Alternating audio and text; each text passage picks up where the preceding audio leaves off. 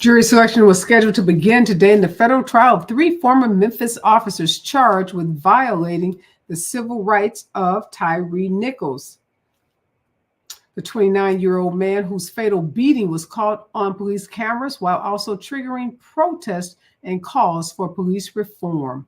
A Washington Post poll finds that the commitment of Black Americans, like one of the participants in the poll to vote this fall, has rebounded since Vice President Harris replaced President Joe Biden as the Democratic nominee, with Black voters uniting around her candidacy. The poll of 1,000 Black Americans find that 69% say they are absolutely certain to vote in November. This is up from 62%, although it's still lower than the 74% in June of 2020. And Vice President Donald Trump, Vice President Kamala Harris and former President Donald Trump are set to face off in their first debate tomorrow. The debate was far from a foregone conclusion, with both candidates signaling unhappiness with some of the terms before reaching an agreement last week. And for all the attacks that they have exchanged, Harris and Trump have never met. Their debate Tuesday is likely to draw the largest audience for either candidate before November, and both sides agree that the face-off, hosted by ABC News, carries unusually high stakes. Democratic vice presidential nominee Tim Walz is stumping today in Texas and Nevada, while second gentleman Doug Emhoff and Minnesota's First Lady Gwen Walz are campaigning in North Carolina. And rapper Kendrick Lamar will headline the Super Bowl halftime show in New Orleans. Now, this was announced yesterday by the NFL. Kendrick Lamar said, "Rap music is still the most impactful genre to date, and I'll be there to remind the world why. They got the right one." Now, these are the words of Kendrick Lamar, who is one of the most decorated rappers in history at the age of 37. He has 17 Grammy Awards, 29 BET Awards, and he won a Pulitzer Prize for music in 2018, the first musician to do so outside of the genres of classical and jazz music. And after a 6-week summer recess, lawmakers returned to the Capitol today, facing a changed political landscape, but a vexing and very familiar problem: figuring out how to avert a government shutdown. Lawmakers have just 3 weeks to do so. Funding for the government runs out at the end of the fiscal year on September 30th, and Donald Trump is urging Republicans to force a shutdown unless certain demands of his are met. A shutdown would close federal agencies and national parks while limiting public services and furloughing millions and millions of workers just weeks before the presidential election. This is the news of the day, and this is Areva Martin in Real Time, and I'm your host, Areva Martin. This is your one-stop destination for today's trending news, expert analysis, and my unfiltered opinions. This is hour 2 of Areva Martin in Real Time, and this is the hour where we go a little deeper, where we dig behind those headlines and bring you those stories that have people talking. Well, we've been talking a lot about these Zoom calls for Kamala Harris and Tim Walz that have drawn thousands and thousands of people. In fact, on September 19th, Win with Black Women, the organizer, Jacata Edie, who was on our show last week, she is teaming up with Oprah Winfrey and 140 grassroots organizations. They are going to have what they believe to be the largest Zoom call ever for Harris and Walz. Jacata told us on the show last week that Zoom was changing this platform so that up to 1 million people can join in on a Zoom call. So if you haven't already gotten that invitation, start checking their website, asking your friends, because you want to be one of those. I'm sure they're going to break the record of 1 million people on Zoom with Oprah Winfrey, Jacata Edie, and a host of 140 other grassroots organizations. So we had Jacata on. We had Michael Blake. He was one of the organizers of Black Men for Kamala Harris. We had one of the organizers for White Women for Kamala Harris. So it only seems fitting to me that we have the organizer of the call for South Asian folks for Kamala Harris. That is one of the organizers who has been working not just on the Zoom call, but also on the ground, trying to organize Asian American voters. And we know that Indian Americans are now the largest population among Asian Americans. This is according to a recent U.S. Census survey. And we also know that Arizona, Georgia, Nevada, and Michigan, all key swing states, have relatively large Indian American communities that could prove pivotal to a tight race for the Oval Office. In fact, the Georgia legislature has 7 lawmakers of Asian American descent, and they are from both Republican and Democratic parties. 5 Indian Americans serve in our U.S. Congress. Usha Vance, that happens to be the wife of Ohio Senator and GOP Vice Presidential nominee J.D. Vance, is an Indian American, as were 2 of the most prominent candidates in the 2024 Republican primary, Nikki Haley and Vivek Ramaswamy. We know that Democratic Representative Pramila Jayapal of Washington State chairs the Congressional Progressive Caucus. She was one of the first lawmakers that VP Harris called for support after Joe Biden bowed out of the race on July 21st. So when you look at Indian Americans, you look at the ones that are serving in Congress, you look at ones that are both Democratic and Republican, the question that I'm thinking of, where are most Indian Americans breaking in terms of their politics? Are they leaning more right? Are they leaning more left? And what are the issues that are motivating them to become so involved in electoral politics? Also, what role are they likely to play in this year's election, particularly in those key swing states? We know that many minority groups are hard to mobilize, hard to organize, hard to get them to see the value in electoral politics. Is that true of Indian Americans? Going to be asking 2 activists, organizers, and key community leaders who have been organizing Indian American voters for decades now. Tanbir Chowdhury is here. He's a campaign strategist. He's the president of a group called They See Blue New York. He's also the director of public affairs and communications for a New York Assemblywoman. So he knows a lot about what it takes to organize voters, not just Indian voters, but all voters, to win elections. Also, Areva Bhagarva is going to join us a little later in the show. She is that woman that was responsible for organizing that Zoom for South Asians for Kamala Harris. Going to talk to Areva. She and I were actually both delegates from the state of California at the DNC convention just a couple of weeks ago. We sat next to each other on a couple of nights. So we've been in conversations about what it's going to take to win this election. So excited to welcome Areva back to the show and to welcome Tanbir to get his take on the state of Indian and Asian voters in particular, leading into what's now about 60 days, less than 60 days before the November election. Stay with us when we come forward. KBLA Talk 1580. You're listening to Areva Martin in real time on KBLA Talk 1580. Tabitha Smiley's new book, The Covenant with Black America, 20 years later, is now on sale everywhere. This classic text shot to #1 on the New York Times bestsellers list almost 2 decades ago. If you have the original book, you will surely want to get this 20th anniversary edition with powerful new contributions from today's leading voices. This 20th anniversary edition presents a compelling blend of historical insights and contemporary urgency in this critical and unprecedented election year. Get your copy of The Covenant with Black America, 20 years later today. Good morning, Doctor. Doctor? Hi, Doctor. Doctor? Dr. Jackson's practice is growing.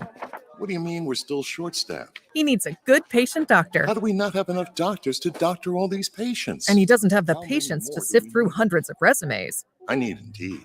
Indeed you do. When you sponsor a job on Indeed, it's easier for talented candidates to find it, which makes it easier for you to hire them. Visit Indeed.com/credit and get $75 towards your first sponsored job. Terms and conditions apply. At Lowe's, save big every day when you buy in bulk. Save 10% when you buy a pallet or more of select concrete mix. And there's more. Save up to 25% when you buy a pallet or more of select drywall panels. Plus, get free same-day delivery to the job site when you order by 2 p.m. Because Lowe's knows pros. Selection varies by location. While supplies last. Discount taken at time of purchase. See sales associate for details. Exclusions apply. See Lowe's.com/same-day delivery for details. KBLA Talk 1580. We've got a lot to talk about.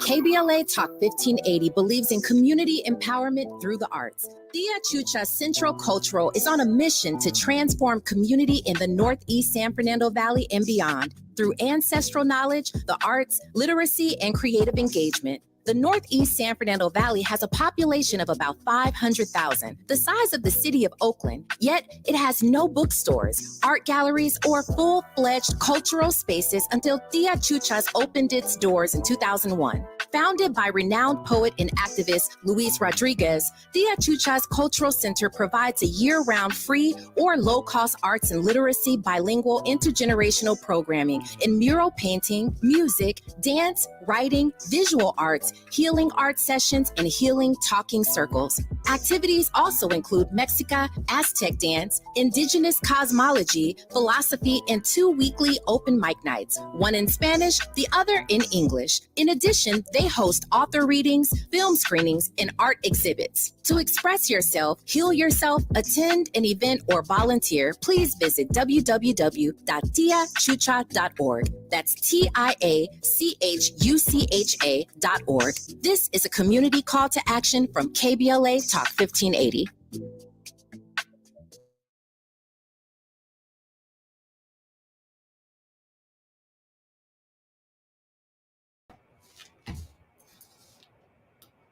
We are back, and this is hour 2 of Areva Martin in real time. And in this hour, we're talking about South Asian voters, particularly Indian voters, because they are expected to play a pivotal role in the November election, given how quickly their population is expanding in key battleground states like Arizona, Georgia, Nevada, and Michigan. Tanvir Chowdhury is here. He's a campaign strategist. He's done a lot of work organizing and motivating voters. He is the Director of Public Affairs and Communications for a New York Assemblywoman.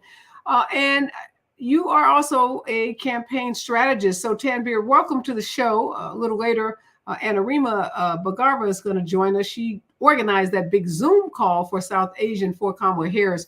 But Tanvir, what are some of the things you are hearing and seeing on the ground as it relates to Indian and then more broadly Asian voters as it relates to this election?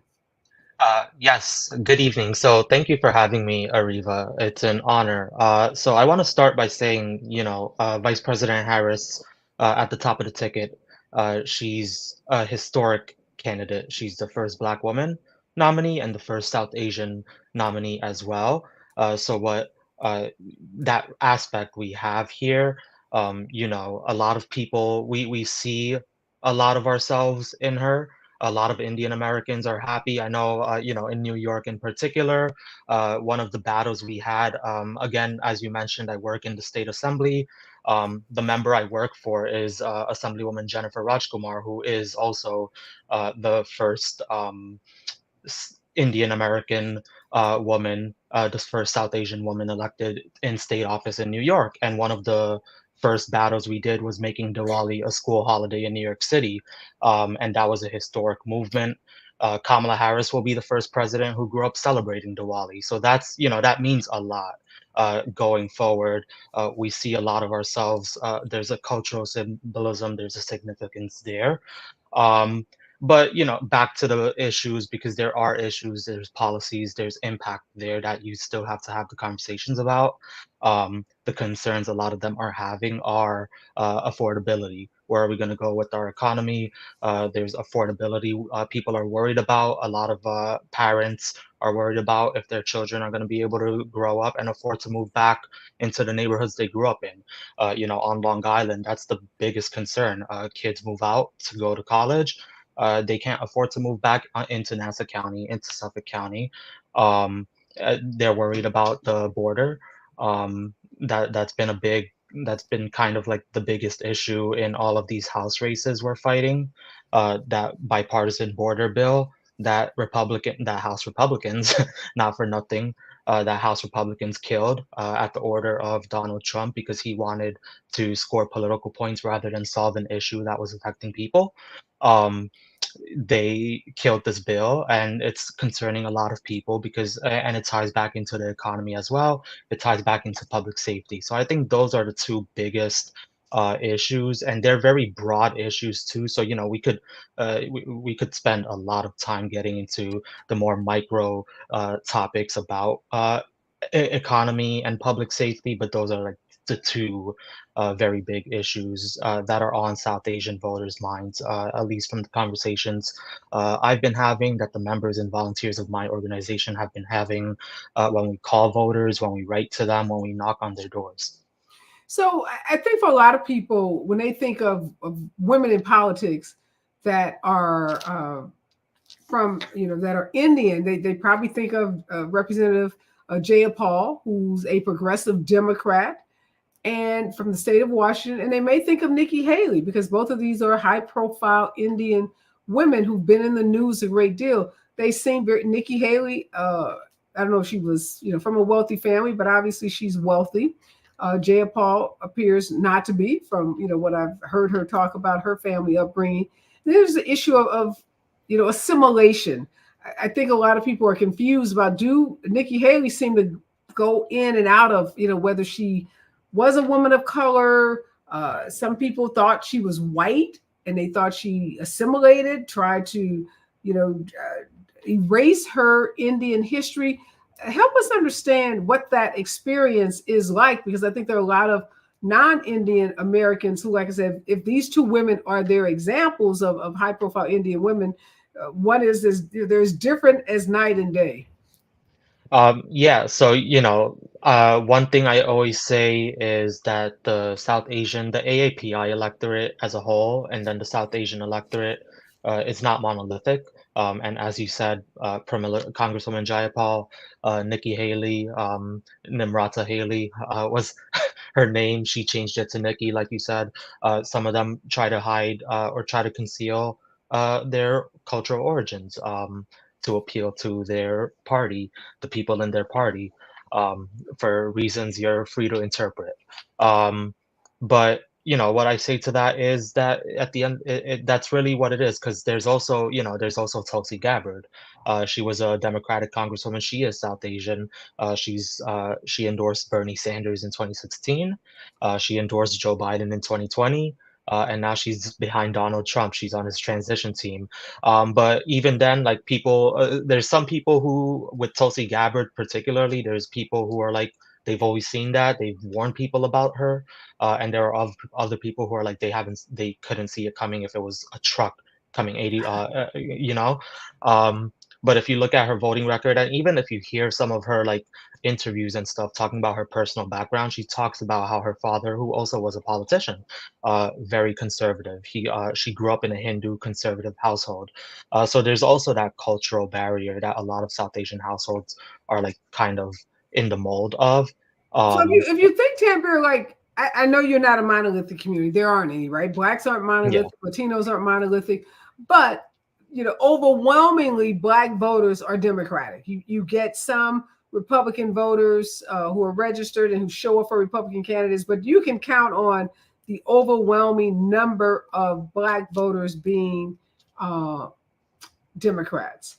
When you think about Indian voters, are they overwhelmingly Republican or overwhelmingly Democrats? Or, is it 50-50, 40-60? Where are the voters? I would say that they're really unaffiliated. A lot of them, for the most part, are unaffiliated. A lot of them don't really play partisan politics, but if you had to give them a label, I would say they tend to lean conservative. They tend to lean conservative. Messaging is where it really comes down to, because you have these conversations with them. A lot of the politics, a lot of what they want, it's democratic principles. Education is a core value. So where is the leaning Republican? Where does that stem from? It comes from like affordability. It comes from taxes. A lot of them, like working families, homeowners, they have these concerns about taxes, homeowner taxes. They have their public safety, and then again, like the immigration crisis we're facing, the border crisis we're facing, like the GOP right now. A lot of the policies that they run on, they know that the broader populace would not agree with them on any given day. But the messaging they're doing around the border crisis, that's where they're winning ground on amongst all the minority demographics that Democrats otherwise win every other election. That's why they didn't want to pass this bipartisan border bill, because they But have what that. is it about the immigration issue that resonates with Indian voters? I mean, are they buying into this notion that too many immigrants are coming into the country? They're taking their jobs. Like what part of that Republican talking point around immigration really moves them?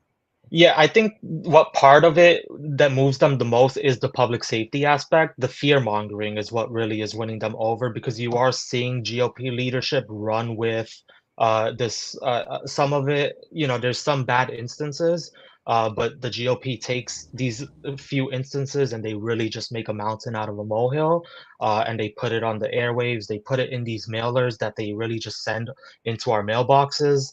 They put it on our Facebook, our YouTube, our Hulu ads, back to back. Um, During the Tom Swazi special election, I was getting them 2, 3 times in a row, nonstop, relentlessly. And it gets into people's minds. At the end of the day, a lot of people don't fact check. They don't do that due diligence to fact check. They get something, they see it on their screen, and if they see it enough times, that's what they're going to go with. They're going to believe it. If not at the first time, the second time or third time, they're eventually going to start believing it. And I think that's the issue that we're having with the South Asian voters, because a lot of them, they genuinely do believe that they're not safe with like migrants around the corner, or migrants, even if there's like a migrant shelter not in the immediate vicinity around them. They think that just them being anywhere around their children are not safe, or they're not safe. And they think that migrants are inherently dangerous because they've listened to the GOP rhetoric about migrants as drug dealers and cartel leaders and rapists, and that message has resonated with them. Yeah, I'm going based off of my experience with, I live in New York's 3rd congressional district. We had George Santos as our congressman, and we had that special election. And I live 2 blocks from a migrant shelter, Creedmoor. So that was a huge talking point for the Republican Party, for Mazi Philip, who was our Republican opponent. And she ran with that. And it was like, while I was meeting, again, my team focused on South Asian voters, and a lot of them, they were that was what they pointed to. They were like, Democrats brought this over, Mayor Adams brought this over, we don't want Tom Swazi to do that, so we're concerned. They were reserved on Tom Swazi because they thought he was going to enable more migrant shelters, and they felt threatened. They felt that they were not safe in their own homes because this was now a part of their neighborhood. So it was winning them over, and even if it wasn't winning them over completely, it was still getting in their minds, and you could tell when you're talking to them. Anarima has joined us now. Thank you for joining us, Anarima. You heard Tanvir say that a lot of Asian Americans have bought into this, migrants are evil, violent people rhetoric from the right. How are you and other activists of South Asian who are activating South Asian voters, how are you combating those messages? Well, it's thanks for having me, Areva, and Tanvir. Thanks for sharing the ways in which the fear mongering has taken place, and certainly in your community, and I think communities around the country. What's fascinating about it is that South Asians are, at this point in time, the 3rd largest immigrant population still coming into the United States, right? And so a lot of the migrant populations that we're talking about have significant numbers of South Asians. And so it's a fascinating piece, right? Because I don't think a lot of people realize that. I don't think a lot of people in the South Asian community realize that. And so there's a particular image that's obviously being put out, as Tanvir was talking about, of who migrants are, and the dangerous sort of stereotype of that. But that's not only something that doesn't accord with what we know about migrant populations generally, and it also doesn't accord with the fact that this is a significant part of the migrant population is South Asian, and so many of our the vast majority of South Asians in this country have come post the 1965 Immigration and Naturalization Act, and many who are in communities around the country that are close to some of the The fear mongering came after 1980. So it's not, we have a long history in this country, South Asians do, in terms of our being part of the political landscape. But it's not, it's not one of those things where you see a situation in which we are not part of the very fear mongering not that long ago that we're hearing right now. So I think the message is the message of the one that we've been sharing is one about this is us, right? This is us, and this is people who are coming here to try and build different lives, and they're people who are your cousins and your family and all the rest. So that's what we've been trying to put out. Yeah, when you look at someone like J.D. Vance's wife, very successful, I would imagine well-respected attorney who is on the campaign trail defending J.D. Vance and some of the outlandish statements he has made about women, about families, now about neighbors, Haitian neighbors eating their neighbors' pets. When we come forward, I want to talk about how someone like her, how is she viewed in the community, and might she have some kind of oversized influence on voters, given how successful she has become as an attorney? When we come forward, more KBLA Talk 1580. Stay with us. More of Areva Martin in real time when we come forward. I'm Amber Payton. Here's the latest on the Black Information Network. The agent for Miami Dolphins wide receiver Tyreek Hill is accusing Miami-Dade police of misconduct for cuffing his client outside of Hard Rock Stadium before Sunday's game against Jacksonville. Hill, who was black, was given a ticket for reckless driving and went on to catch an 80-yard touchdown pass. The Justice Department says 2 alleged leaders of a white supremacist group have been indicted on multiple charges. 34-year-old Dallas Humber of California and 37-year-old Matthew Allison of Idaho face 15 counts for soliciting hate crimes, soliciting the murder of federal officials, and conspiring to provide material support to terrorists. Attorney General Merrick Garland said Humber and Allison led a transnational terrorist group that targeted a hit list of public officials. The group deemed itself the Terrorgram Collective and allegedly wanted to start a race war in the U.S. Allison and Humber each face up to 220 years in prison if convicted on all charges. That's the latest. I'm Amber Payton on your home for 24/7 News, the Black Information Network. Be advised in Norwalk, a semi is currently on fire, blocking the second lane from the left of the 605 North at Firestone Boulevard. Watch for stop traffic coming from the 105 Imperial Highway. Stop traffic from Melrose Avenue is ahead if you're on the 101 South through downtown at the 110 Pasadena Freeway, as an accident blocks the second lane from the left as well. Heavy traffic on the 91 East in Compton is due to an accident on the right shoulder after Acacia Avenue, causing heavy traffic flow. And in Long Beach, on the 405 South connected to the southbound 710, a crash is on the shoulder and causing a heavy backup of up to 30 minutes from El Segundo Boulevard. Hi, I'm Kyle at Blindster.com. I started Blindster in 2010 in my garage after I overpaid for new blinds. I researched the industry, hired my mom, and 14 years later, we're one of the largest retailers of custom blinds in the U.S. Don't pay too much for new blinds. Go to Blindster.com. Is this the takeover? This is the KBLA Sports Minute with Ray Richardson. What happened Sunday morning to Miami Dolphins wide receiver Tyreek Hill should be a major reality check for black athletes around the country. No matter how much of a celebrity you may be, no matter how many millions you have in your bank account, in the eyes of law enforcement, you are still a black man in America. Hill was a few blocks away from Hard Rock Stadium in Miami when he was pulled over by Miami-Dade police for a traffic violation. 2 hours before the Dolphins game against the Jacksonville Jaguars, Hill was in handcuffs. Moments later, still in handcuffs, he was forced to the ground face down. To the 4 or 5 officers at the scene, Hill was not an electrifying all-pro receiver. Hill was cited for reckless driving and eventually released. He had 7 catches for 135 yards, including an 80-yard touchdown catch in the Dolphins' win. After the game, when all the cheering had ended, Hill was reminded that he's still a black man in America. That's your KBLA Sports Minute. I'm Ray Richardson on KBLA Talk 1580.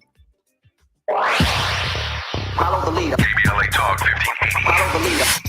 If you're not following KBLA Talk 1580 on all of our socials, then you're missing out. Believe it. Download our app and find us on Facebook, Twitter, Instagram, YouTube, and on the web at KBLA 1580. That's right. Again, you can find all of our socials at KBLA 1580. We've got a lot to talk about. By the way, if you miss any of our weekday shows in real time, you can always catch up by checking out the podcast of your favorite shows at your leisure. At KBLA Talk 1580, we've got your black. Got your following the leader. Oh my God. Follow the leader. Follow the leader. Follow the leader. Climate justice, Climate equity, climate resilience. By any other name, we demand environmental justice in 2024 and beyond. We're KBLA Talk 1580, and we don't black down.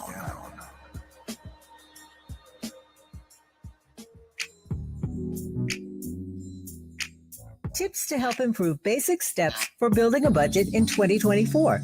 Building a budget can help you achieve and reach your financial goals. With a budget, you can keep track of your spending, avoid and get out of debt, limit overspending, pay bills on time, and build solid savings habits. What's the best way to get started? Figure out how much to set aside for expenses like rent, mortgage, bills, groceries, and entertainment. Understanding your past financial habits can help you make the proper adjustments for your budget. Adjusting to a budget can take time as you work to find the right balance, but keep working on it. For more financial health tips, visit chase.com or stop by a local branch. This segment is sponsored by JP Morgan Chase & Company.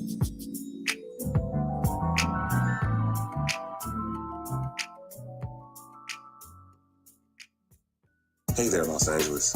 This is James Lucky Jr., publisher and editor of Los Angeles News Observer. Are you hungry for news that matters to you in the African-American communities of Los Angeles? Well, buckle up, because we got the scoop you've been craving. Stay in the know and never miss a beat with our free weekly publications conveniently available near you. Or hop on the digital wave and become an exclusive subscriber at OGNSC.com. Don't forget to join the party on Instagram and Twitter at OGNSCINC for behind-the-scenes access and sizzling updates. No more FOMO. Let's stay informed, connected, and empowered together.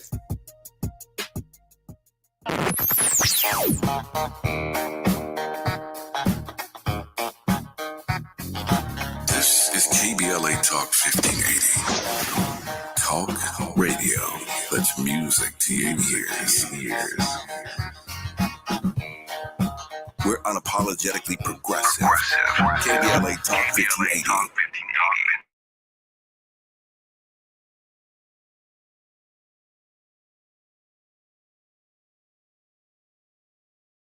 And this is the second hour of Areva Martin in real time. And in this hour, we're talking about South Asian voters for Harris. What are some of the issues that are motivating them to go to the polls in this election? And how are they being influenced by some of the lies that Donald Trump and the right are peddling about VP Harris? And Arima Bagarva is joining us. She's an activist and organizer. She's responsible for the South Asian for Kamala Harris Zoom call that had approximately 12,000 people, raised about $350,000, and signed up 500 volunteers. Tanbir Chowdhury is also here. He's a campaign strategist, and he's a director of public affairs and communications for New York Assemblywoman Jennifer Rajkumar. Thank you both again for helping us better understand how South Asian voters are likely to vote. When I think of, again, J.D. Vance's wife, high profile, Yale attorney, successful, working in a big corporate law firm. People see her, Anna Rima, they see Nikki Haley, and they have this impression that Indian women are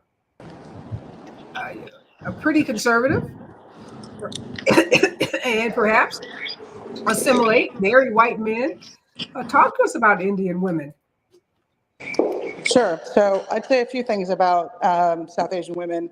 And so just to be clear, we did the South Asian Women for Harris call, and that was the one that we raised the money on.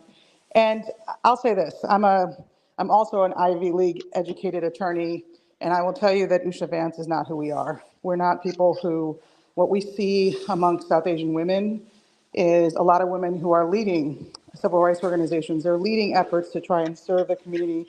They are not trying to propagate hate and that kind of engagement. And so I think in some ways what we see is something quite different than what Usha Vance has been allowing to be out there. And so I think in a lot of ways, the values that our families have grown up with of hard work, of helping your neighbors, of being part of a community. And I think the issues around women's rights that are being raised by J.D. Vance have really, I would say, energized South Asian women, because we, like every other woman in this country, are people who don't want to be limited in the ways in which we can live, the choices that we can make, and how we can actually support our families and our community. And there's a certain image that's being put out here about who women are, and how they can actually show up. And I'm here to say that that's not at all what the real range of South Asian women, from our young people to our 80-year-olds. And we've got 80-year-old, 85-year-old aunties who are out here organizing, because they have worked really hard to put out a very different image of who we are in this country, and to be part of strengthening the American fabric, and are disgusted by the ways in which J.D. Vance, and certainly Usha Vance, has been supporting the kind of rhetoric that's coming from him. So sometimes immigrant populations, and Arema, are hard, they're difficult to move to get involved in, electoral politics. Sometimes it's the issue of fear. Sometimes they're dealing with deportation issues, but a range of issues. Sometimes just isolation, being very inward as a community. Is that an issue that plagues the South Asian community, or people reluctant to register to vote, to really become active in politics? I think it's hard to speak about the South Asian community as a monolith, right? There's so much diversity, as Tanvir and I can both talk to. There's so much diversity in terms of class, in terms of religion, in terms of caste, in terms of when people arrived here, what kind of communities they reside in. But I will say this, right, which is, it is a particular moment that we haven't talked about yet on this call, to have a South Asian woman be running for president of the United States. And I think that feeling, right, of that we're part of this, right? This is part of this long effort. The people who have run for office, the folks that many electeds that we can talk to. There's so many more South Asian electeds around this country, including women. And so what we're seeing is people who are really willing to jump in, and I think it's pretty extraordinary when you look at everything from the labor movement to civil rights, to small business owners, to see the ways in which we have immigrants who are building and strengthening their communities, and want to be part of the political system to represent that, and the kind of interests that they have. And so I think we're seeing, we're a pretty politically active crew when it comes to immigrant populations generally, as compared to other immigrant populations. And I think we're seeing that even more so in this election, when you have a South Asian woman who is up to be president.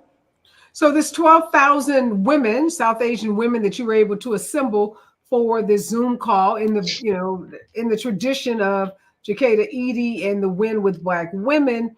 Tell us about that. How did you get 12,000 women on a call? What were the topics that you discussed, and what motivated them to donate $350,000 and then to sign up to volunteer in the hundreds?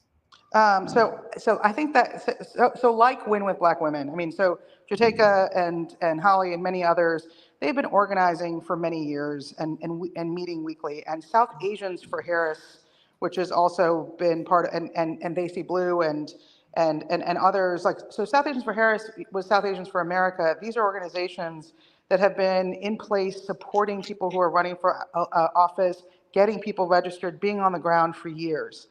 What happened with us was that the morning after the Win with Black Women call on Sunday, when President Biden had decided to drop out of the race, we were like, wait, we should do this for South Asian women too. So this is not an organization. South Asian for Women for Harris is just a couple of us who joined together, and that call happened in 2 days, right? And so what we had was women who are peace builders and bridge builders. We had women who are local electeds around the country, from Georgia, from Pennsylvania, from California, We had some of the leading policy advisors, including to Vice President Harris, people who have literally had leading positions in the Biden administration, who've had leading positions running reproductive rights organizations. And so we had policy folks, we had government folks, and we also had a bunch of youth organizers. We had the folks from all of the different South Asian organizations that have been really on the ground doing political work for quite some time. And the idea was to get people energized. And so that was that first call. But that was like on word of mouth with no organization real quick, right? And so now we're at like really getting people out to get some work done, to do as we have been asked to do, which is to do something, to really engage not only our own communities and our own families, many of whom, as you heard, may be leaning in ways that we don't want them to be leaning, right? And so, I mean, the South Asian population, generally speaking, 70% in 2020 voted on the Democratic end of things, but that's not, that's something that certainly has been changing in different ways, and we have to be mindful of our own community and our own families. And so I think that's, but yeah, I mean, the money's been rolling in since then. We've seen it in many different ways, and I think I think part of what you're seeing is that, as we mentioned before, in Michigan, where the margin was 11,000 votes in 2016, you've got 130,000 South Asian voters, and in the five of the swing states, we have about 400,000 eligible South Asian voters, which is well past times past the margin of victory. And so it's an important. And do you know, Areva, of those 400,000 in those swing states, what the percentages are, Dems versus Republicans? I think it's probably trending 70% or so, Areva, to Dems. I can't quite say that's how it's playing out.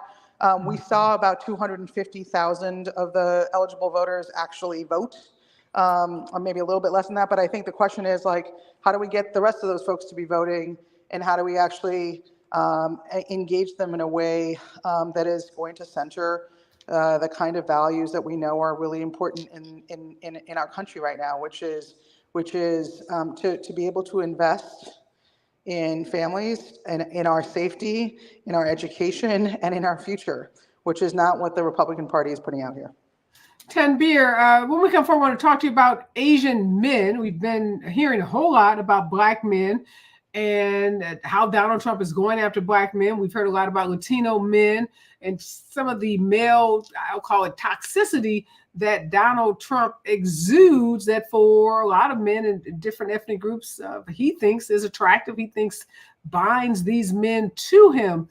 I want to talk about what you're seeing in the Asian community as it relates to Asian male voters. Are they in that category of folks who like Donald Trump every time he gets indicted and he gets a mugshot, or he's selling his mugshot and parts of his suits? I mean, he's hawking everything. And a lot of it is, he says, to these male voters who identify with him being a quote unquote real man. When we come forward, more in KBLA Talk 1580. Stay with us.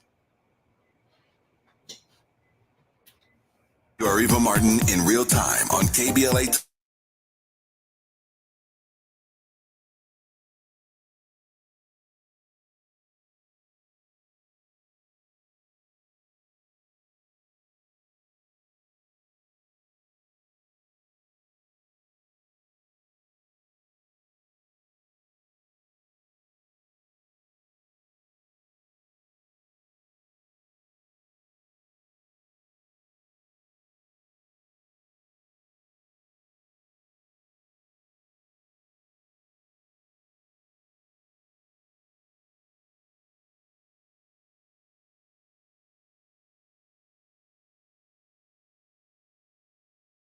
Account, and you're not even going to know about it if you don't look at your statement. Check your statement every month.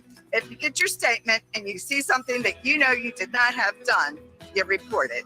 Call your Senior Medicare Patrol. To report Medicare fraud, call the Senior Medicare Patrol at 855-613-7080. Many homeowners and businesses use man-made stone as an alternative to traditional stone for their countertops. Handling these products puts workers' lives at risk.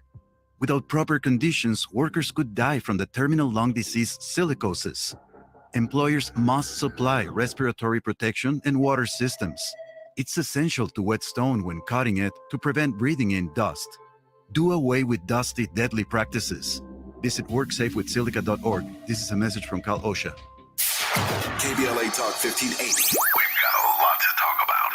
KBLA Talk 1580 reminding you that we keep us safe. Pro Football Hall of Famer and urban peace pioneer Jim Brown believed in just that. So he founded the Amera I Can Foundation for Social Change in 1988, focusing on at-risk and high-risk youth in underserved schools and juvenile detention facilities, as well as adult incarceration and reentry initiatives. The core of the Amera I Can program is its 15-chapter life skills curriculum. Mastery of these skills allows individuals to meet their academic potential, conform their behavior to acceptable societal standards, and improve the quality of their lives by equipping them with what they need to confidently and successfully contribute to society. Today, the foundation is led by its president, Monique Brown, who has been actively involved in the organization for more than 25 years. The Amera I Can Foundation continues its work in memory of its founder, actor, philanthropist, and NFL legend, Jim Brown. To get involved or make a donation, please visit AmeriICanCommunity.partners. That's AmeriICanCommunity.partners. This is a community call to action from KBLA Talk 1580.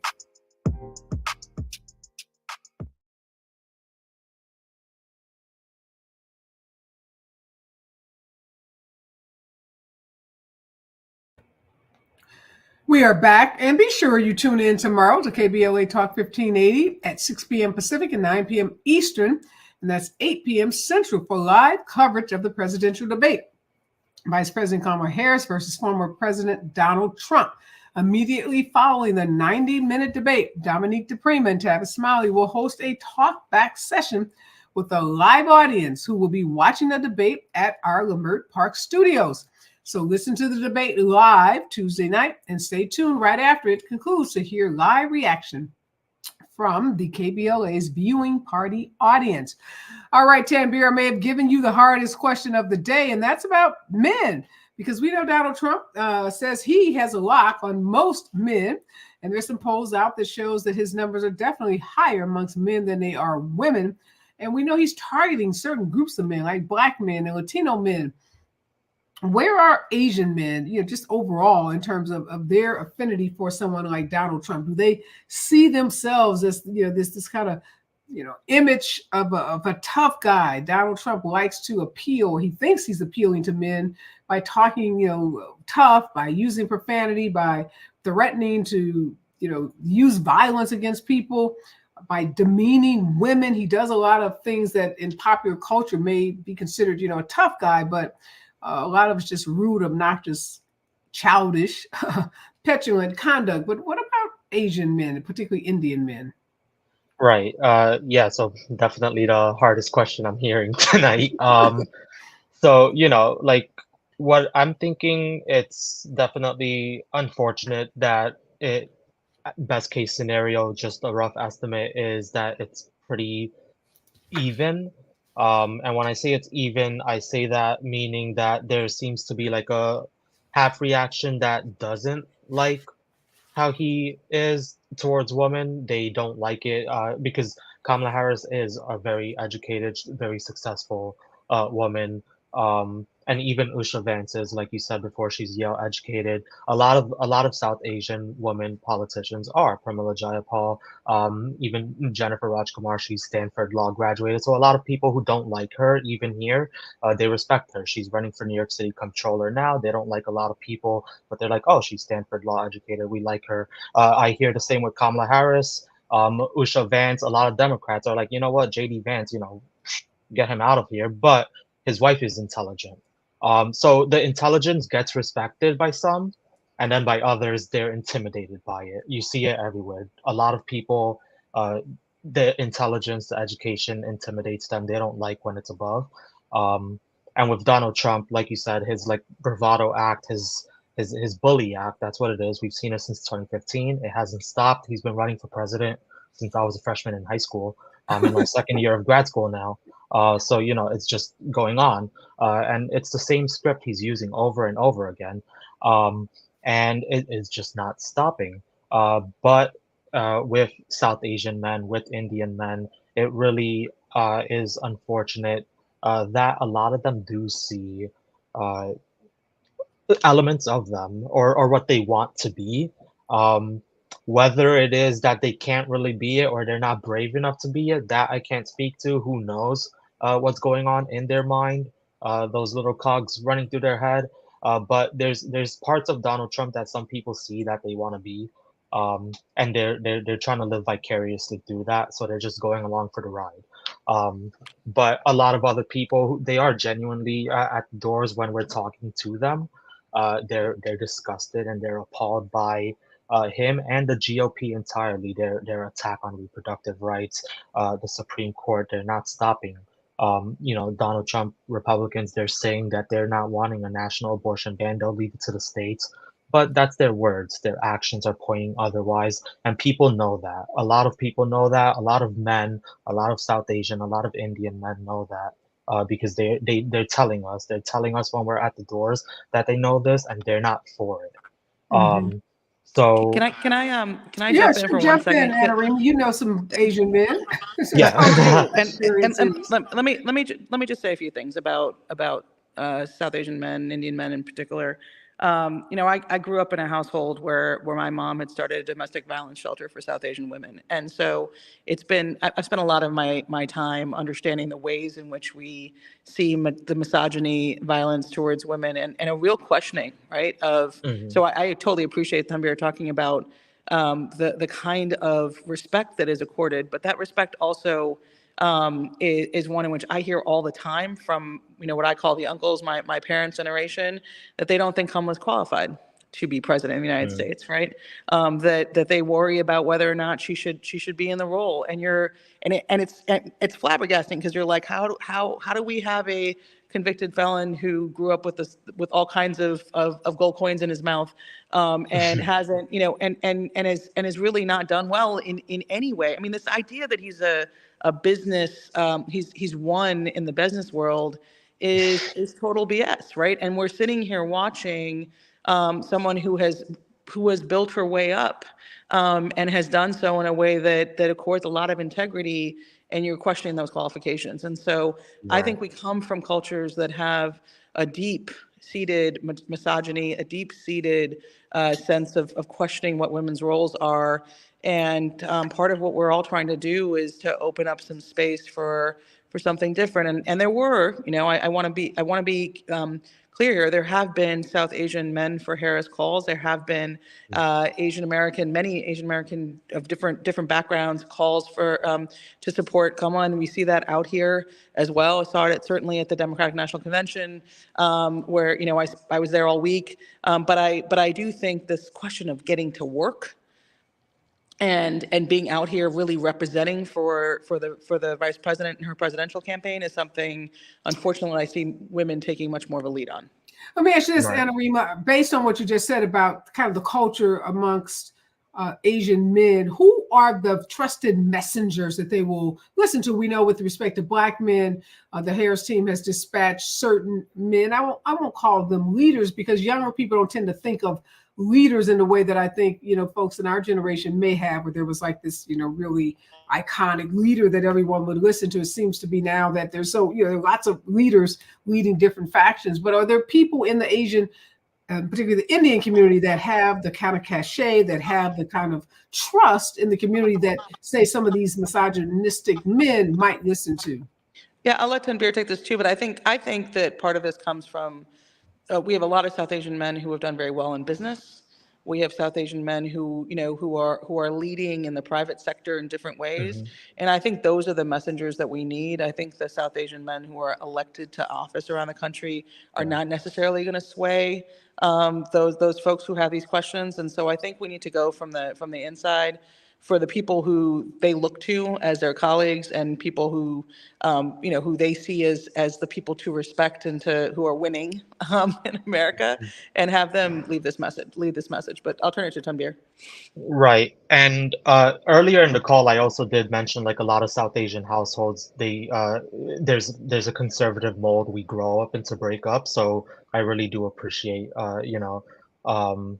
Anarima bringing that up again.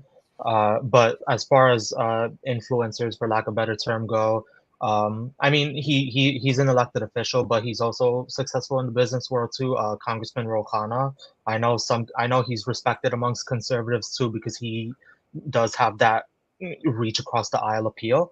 But I do also agree with Anna Rima that it should really come from r- people from the community. That's really all that I see these conservative or these really just head in the sand South Asian men who just really like living in their own bubble because that's what they grew up in, right? They grew up in this for decades. They are like the uncle generation, so that's what I'll call them. They grew up in a different time than I. They grew up in they grew up in a cultural bubble. They don't want to break that bubble just yet. Who knows when they'll want to? It's going to take someone in that bubble who has who has a broader mind to kind of get them to do so. I don't think it's going to be a politician, even though, again, like I said, Congressman Ro Khanna, he's respected amongst conservatives, so they look to him. He's also like very business savvy. He's like he is tech. He's successful in the tech industry. So I think he's just like a little scrape off the ice block, but it has to come from someone within that bubble. Right, that they respect as a business person. Well, we've got to leave it there. Thank you so much, Anna Rima. Thank you so much, Tanbir. Thank you. Appreciate the work both of you are doing on the ground. Appreciate the voices that you're lifting up, obviously, in this campaign. And, even when we're not in a campaign year, getting folks involved in electoral politics is everyone's responsibility. We all have to reach one and teach one and bring one up with us. So again, thanks to both of you. This is it for me. You'll be back tomorrow talking about that big debate that's going to be on the stage, ABC tomorrow. KBLA's got a watch party going on tomorrow night. So we're going to be all things debate tomorrow night right here on KBLA Talk 1580 when we come forward.